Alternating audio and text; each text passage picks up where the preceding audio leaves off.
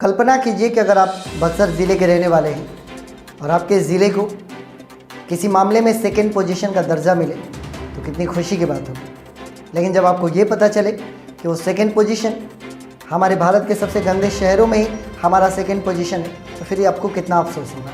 जी, हम बक्सर ज़िले की बात करें और बक्सर ज़िले को सबसे गंदे शहरों में सेकंड पोजीशन से नवाजा गया है। 1 लाख से लेकर 10 लाख तक की आबादी वाले शहरों का एक सर्वे किया गया, जहाँ पर यह पता लगाने की कोशिश की गई कि स्वच्छता वहाँ पर कितनी अधिक है। तो बक्सर को नंबर 2 पोजीशन मिला।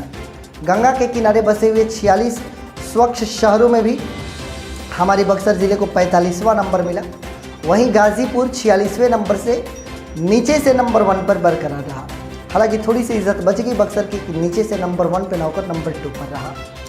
शाहाबाद के और अगर ज़िलों की बात करें, आरा की बात करें, सासाराम की बात करें, औरंगाबाद की बात करें, तो इन तीनों ज़िलों की बक्सर के मुकाबले बेहतर स्थिति है। अगर ऑल ओवर बात करें हम लोग तो अंबिकापुर और मैसूर टॉप 2 पर बने हुए हैं, जो कि स्वच्छता के मामले में काफ़ी आगे हैं। वहीं 50,000 से अधिक शहरों की श्रेणी में हमारे डुमरांव नगर की अगर हम बात करें तो जोनल लेवल पर जो 56 शहरों की सूची जारी की गई है, उनमें जोनल लेवल पर हमारे डुमरांव को 4था पोजीशन हासिल हुआ है।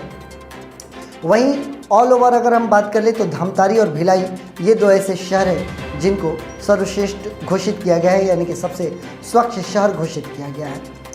किस पैमाने पर यह जांच होती है तो गंदगी का जो अंबार हमारे शहरों से कूड़ों को जो डंप किया जाता है, आप इस बात से बखूबी वाकिफ़ हैं कि किस तरीके से आपके यहाँ के कूड़े उठाकर शहर के ही किनारे कहीं पर डंप कर दिया जाता है और गंदगी का अंबार वहाँ पर लग जाता है। एक बहुत बड़ी खामी हमारे ज़िले में ये भी है कि जब भी कोई नई कॉलोनी में सड़क निर्माण होता है तो पहले सड़क बनता है और नाली, जब वो सड़क टूट जाता है और दूसरी बार जब उसी पर सड़क बनाई जाती है तब नाली बनाई जाती है। जबकि सिस्टम ये कहता है कि पहले नाली यानी कि ड्रेनेज सिस्टम ठीक किया जाए, तब जाकर सड़क का निर्माण किया जाए या गली का पक्कीकरण किया जाए। लेकिन हमारे यहाँ उल्टा होता है, और जब तक नालियों का सही व्यवस्था नहीं होगा तब तक गंदगी का अंबार हमेशा लगते रहेगा, सड़कों पर पानी लगती रहेगी। और इस मामले में हमारा बक्सर ज़िले को सबसे गंदे शहरों में नंबर 2 पर डिक्लेयर किया गया है। अभी पैमाना क्या था तो स्वच्छ जल को देखा गया कि किन किन ज़िलों में, किन किन शहरों में स्वच्छ जल की व्यवस्था है, सुलभ शौचालय की व्यवस्था कितनी अच्छी है, खुले में शौच से कितना हद तक वो शहर मुक्ति पा चुका है, कितना कूड़ों को एक जगह ले जाकर संग्रह किया जाता है, कितने अच्छे लेवल पर डोर टू डोर जाकर कूड़ों को संग्रह करके इकट्ठा किया जाता है। इन तमाम पैमानों को ध्यान में रखते हुए हमारे बक्सर और डुमरांव को ये पोजीशन मिला है। अब समझने वाली बात यह है कि हमारे नगर परिषद के द्वारा, नगर पालिका के द्वारा लाखों करोड़ों रुपए खर्च किए जाते हैं सफाई व्यवस्था को लेकर। इसके बावजूद हमारा शहर या फिर हमारा गांव पूर्ण रूप से स्वच्छ नहीं हो पाता। लेकिन अगर हम केवल अपने प्रशासन को इस बात के लिए दोष दें, नगर पालिका को दोष दें, नगर परिषद को दोष दें, तो यह उचित नहीं होगा। हम नागरिक भी उतने ही जिम्मेदार हैं जितना कि हमारे यहाँ की व्यवस्था है। हमारे यहाँ भी दुकानों को साफ करके और कूड़े को ले जाकर सड़क के बीचों बीच इकट्ठा कर देना ये फैशन है। पान गुटखा खाकर और कहीं पर भी थूकते जाना ये हमारे यहाँ फैशन है।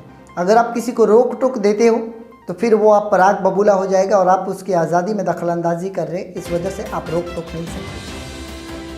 केले को खा लिया, कहीं पर भी फेंक दिया, किसी भी चीज़ के रैपर को हम कहीं पर भी थ्रो कर दिए। इनफैक्ट घर के ऊपर से सड़क पर कचरा फेंकने का भी फैशन हमारे यहाँ चलता है। गंदे पानी को गलियों में फेंक दिया जाता है। अगर आप नीचे होते तो उस गंदे पानी से आपको स्नान करना पड़ता है। तो केवल ये कहना कि केवल प्रशासन दोषी है, व्यवस्थाएं दोषी है, यह गलत है।